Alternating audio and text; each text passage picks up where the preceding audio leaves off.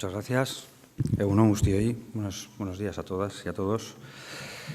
Como representante de la Universidad del País Vasco, voy a tratar de explicar cuál es la política de investigación, la política científica de nuestra universidad y cómo se refleja en el desarrollo profesional, deteniéndome al final en este aspecto.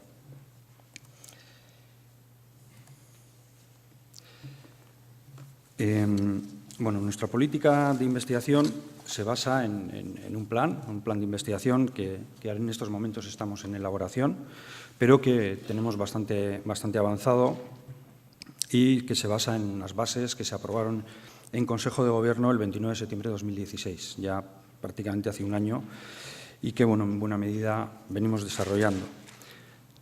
Yo, como Rosa, también llevo poco tiempo como vicerrector de investigación, es una de las cosas con las que hemos empezado.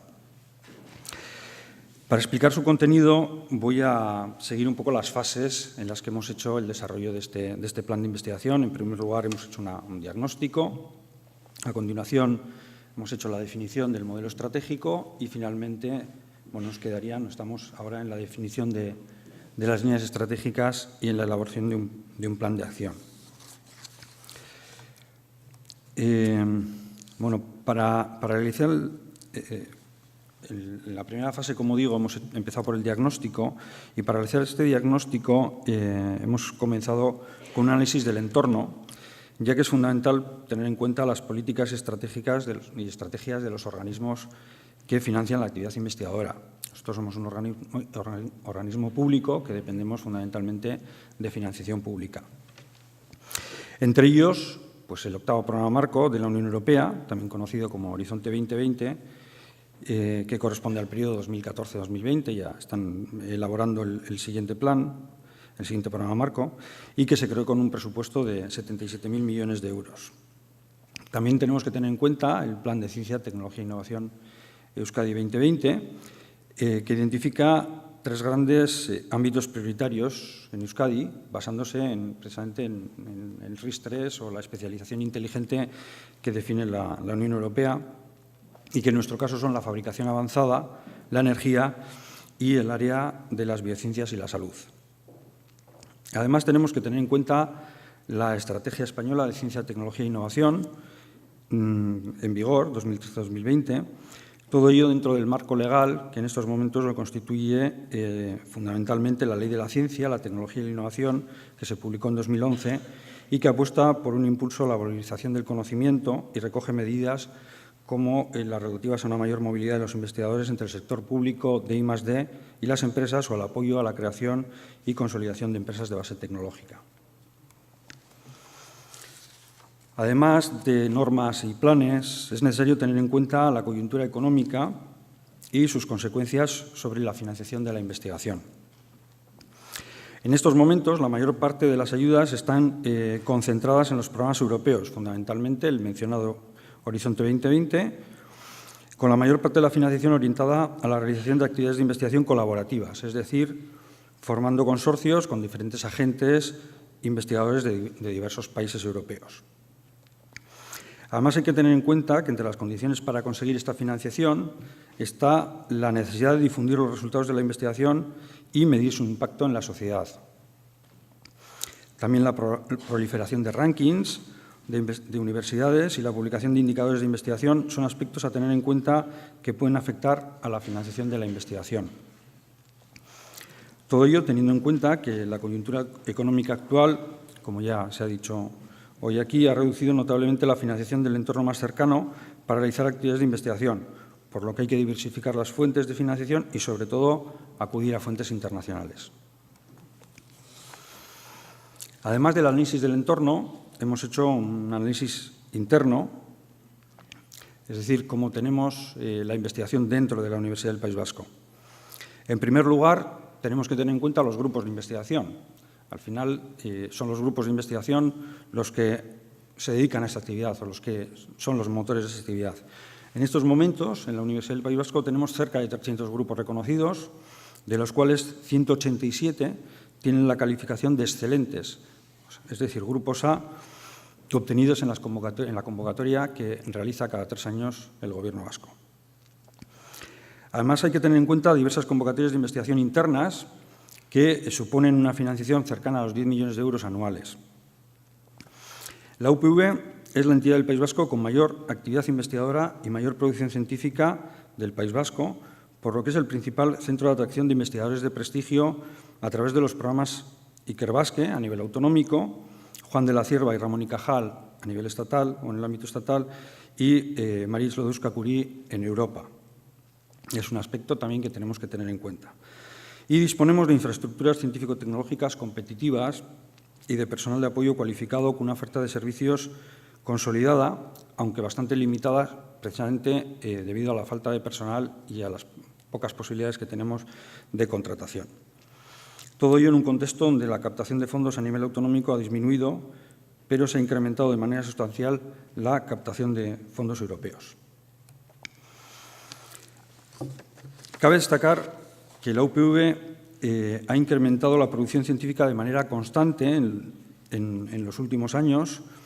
En el año 2016, el último que hemos medido datos, hemos publicado unas 2.800, algo más de 2.800 artículos científicos en la Web of Science, con autores, con investigadores de la Universidad del País Vasco, lo que supone que se han duplicado en apenas una década el número de publicaciones de impacto. Actualmente somos responsables de más del 60% de las publicaciones que se realizan en el País Vasco. Pero además también ha aumentado la calidad de estas publicaciones. En concreto, las publicaciones que están en el Q1, es decir, en el primer cuartil, el 25% de las revistas más citadas, en estos momentos es del 63%. Hemos pasado de apenas el 48% al 63% en una década.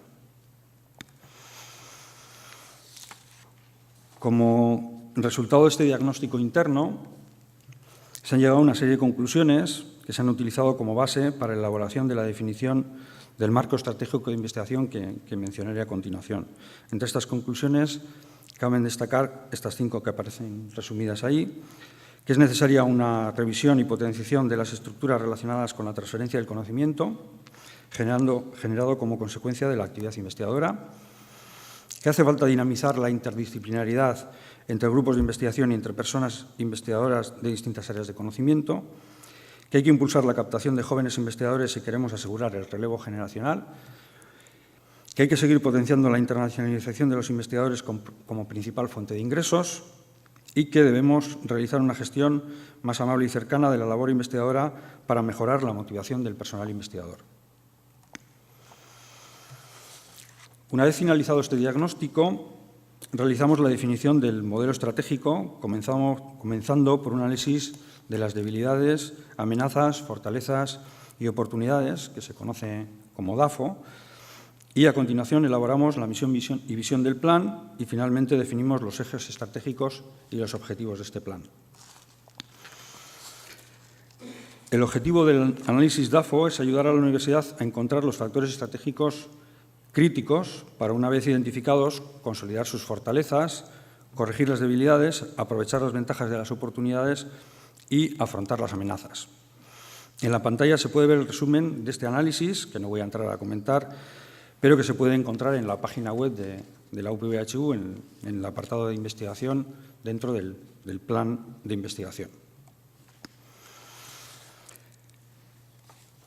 Después de realizar este análisis DAFO, definimos la misión del plan como el fomento, gestión y ejecución de la política y estrategia de I+D+I de la UPV-HU y cuya finalidad es potenciar el perfil investigador internacional de la UPV para afrontar los nuevos desafíos sociales, económicos y ambientales con vocación de liderazgo en la transformación de la sociedad a través del conocimiento. También se identifican valores tales como la colaboración y cooperación, la excelencia, ética, sentido social, competitividad, internacionalización, transparencia y orientación al entorno socioeconómico. Y se propusieron 4 grandes objetivos. En primer lugar, preparar a las nuevas generaciones para asegurar el adecuado relevo generacional. El segundo es impulsar un ecosistema de conocimiento e innovación comprometido con el País Vasco y abierto al mundo. El tercero, promover la investigación multidisciplinar y de frontera. Y, por último, el cuarto, convertir a la UPV en un agente tractor de transferencia de conocimiento y de cooperación con el entorno. A partir de estos 4 grandes objetivos, hemos definido 4 ejes estratégicos directamente relacionados, que son el desarrollo profesional, la vertebración de la investigación, sería el segundo eje, generación de conocimiento con proyección internacional, sería el tercero, y el cuarto, transferencia del conocimiento. Para cada uno de estos ejes estratégicos se han establecido una serie de líneas estratégicas y otras acciones que, como digo, ahora mismo están en fase de elaboración.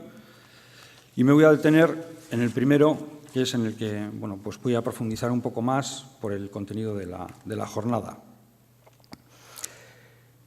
En este eje estratégico hemos definido 3 líneas prioritarias o 3 líneas estratégicas prioritarias. La primera es el diseño de un modelo de carrera investigadora adaptada a la ley de la ciencia, tecnología e innovación y a las capacidades de necesidades de la UPV-HU. La segunda es la generación, fidelización y atracción de talento. Y la tercera, el personal de apoyo a la investigación. Para la primera línea estratégica se proponen 3 acciones. La primera es realizar un plan de personal docente investigador que garantice la promoción de la excelencia en base a la progresión académica en investigación del PDI e incentive la promoción basada en el esfuerzo y la excelencia de en todas las etapas de la carrera profesional. La segunda es diseñar un plan de titularización para el desarrollo de la carrera profesional teniendo en cuenta las especificidades de cada una de las áreas de conocimiento. Y la tercera es mejorar los procesos y criterios de selección, contratación y estabilidad laboral que permitan afrontar el relevo generacional del PDI, que es uno de nuestros grandes problemas. Respecto a la segunda línea estratégica, denominada generación, fidelización y atracción del talento, se han definido 4 acciones estratégicas, 4 líneas prioritarias. La primera es estabilizar al personal investigador, que está ya en la UPV-HU, tras haber superado evaluaciones externas que son altamente competitivas. La segunda es desarrollar un plan de atracción de talento local e internacional en colaboración con los distintos programas autonómicos existentes. El tercero es promocionar la participación en las ERC Grants.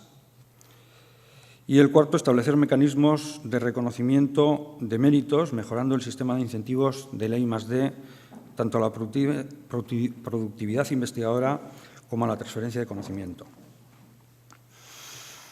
Y la tercera es desarrollar un modelo hemos definido también 3. La primera sería desarrollar un modelo de carrera profesional internacional en el ámbito del personal de apoyo a la investigación. La segunda, incorporar y estabilizar los perfiles profesionales adecuados con el objetivo de aumentar la capacidad de obtener financiación competitiva, pública y privada, como he dicho, fundamentalmente en el ámbito internacional. Y la tercera, consolidar el servicio de calidad del personal técnico de apoyo a las unidades funcionales de los servicios generales de investigación. Bueno, para finalizar, quería comentar un poco cuál podría ser la carrera investigadora dentro de la universidad. Y aquí estaríamos hablando de 2 posibilidades. Por una parte, dentro de lo que llamamos PDI, personal docente investigador, hay personal investigador. En la universidad tenemos aproximadamente 1.200 personas que tienen esta calificación, digamos, de personal investigador, que normalmente empieza, como muchos de vosotros sabéis, por la fase de formación en la investigación, es decir, la realización de la tesis doctoral, lo que conocemos habitualmente como PIF. Y en ese sentido hay una convocatoria anual de la propia universidad que en estos momentos tiene 3 modalidades y luego hay una convocatoria específica. La primera es modalidad general, que solemos ofertar 50 plazas. La segunda es modalidad en euskera con 7 plazas. La tercera es la cotutela con Burdeos, que solemos ofertar 5. Y luego suele haber una convocatoria específica para cotutelas con la Universidad de Po y Países de la DUG, que ofertamos 3 plazas. Y luego los propios grupos de investigación que tienen fondos para ello suelen sacar convocatorias de plazas de investigador en formación a lo largo de todo el año. Y luego tenemos las convocatorias anuales del Gobierno vasco y del Ministerio que incorporan también investigadores a la universidad. La segunda fase sería contratos de acceso al sistema de ciencia, tecnología e innovación, lo que conocemos como artículo 22 de la Ley de la Ciencia. Y aquí tenemos 2 convocatorias propias, que son la de doctores recientes, que es para personas que han tenido un contrato PIF en la universidad y que quieren continuar su labor investigadora. En estos momentos es una convocatoria que está abierta y es una convocatoria que sacaremos varias veces al año. Luego tenemos la convocatoria de postdoc. Nosotros sacamos una convocatoria anual con aproximadamente 10 becas y luego los programas externos, pero que permiten incorporarse a la universidad, como son Juan de la Cierva, Ramón y Cajal, la convocatoria de Ikerbasque Fellow o los programas europeos como el Marie Sklodowska-Curie o las ERC.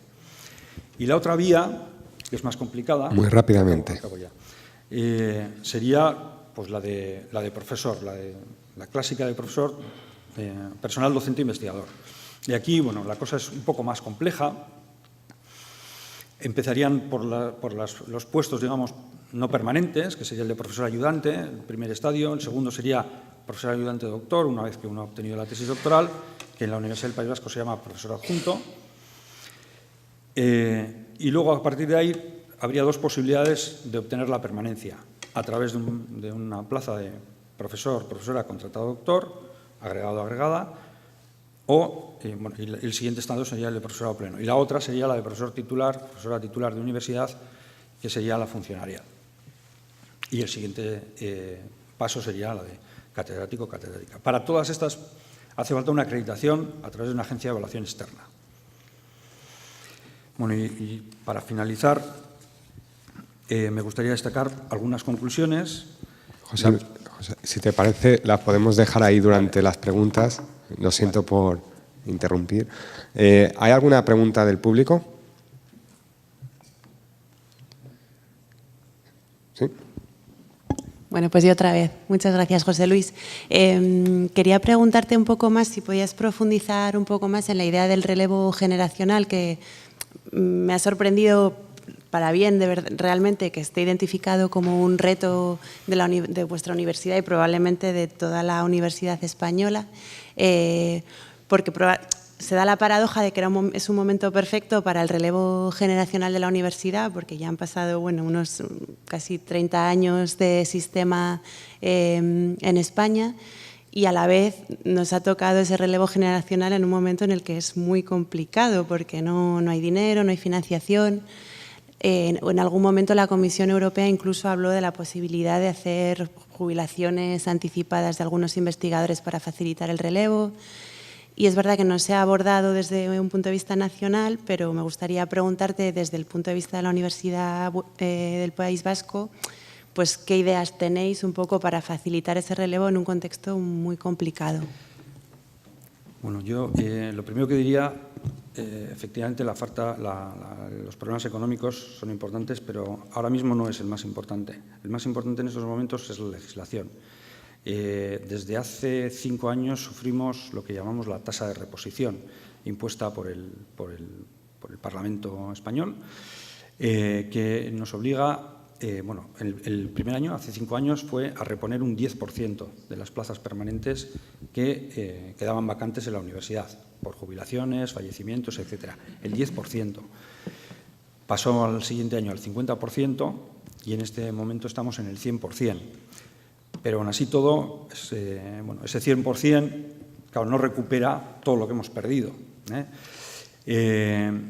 Luego, en la propia universidad tenemos ahora mismo está incentivada la jubilación y, de hecho, en el año 2016 creo que hemos superado las 150 plazas vacantes, con lo cual este año, y creo que lo vamos a aprobar, no sé si la semana que viene o dentro de un mes, lo que llamamos la oferta pública de empleo para cubrir esas 160 plazas de personal docente investigador que nos permite la ley, no nos permite más. Y de las cuales, además, el 15% mínimo tienen que estar reservadas para investigadores que han estado 5 años como Ramones y Cajales y han obtenido la acreditación I3, un mínimo del 15%. En estos momentos, claro, eso normalmente se oferta a personas que ya están dentro o que ya tienen una carrera investigadora, una carrera docente investigadora, porque necesita una acreditación. Estamos hablando de plazas permanentes, pero eso deja hueco en la parte de atrás para seguir incorporando y conseguir ese relevo generacional. Y esa es la limitación fundamental que tenemos ahora. Las leyes no nos permiten incrementar lo que llamamos el capítulo 1, el personal en la universidad y, por lo tanto, tenemos esa limitación. Incluso aunque tuviéramos dinero no podríamos contratar, que no lo tenemos tampoco, pero... Muchas gracias, José Luis. Yo creo que varios de los mensajes que tienen que calar de la presentación es el hecho de que se están habilitando carreras o vías alternativas para acceder a un contrato de investigación en la universidad, aparte del proceso funcionarial típico. Ya ha sido muy visible con las 2 últimas diapositivas. Y también yo creo que todos los esfuerzos que vayan en pos de la internacionalización del sistema es positivo. Las universidades británicas tienen un 40% de personal que es extranjero, que no es del Reino Unido, por un 3% que tenemos aquí en España. Por lo tanto, yo creo que son escenarios donde hay que trabajar bastante. Muchas gracias y pasamos a la siguiente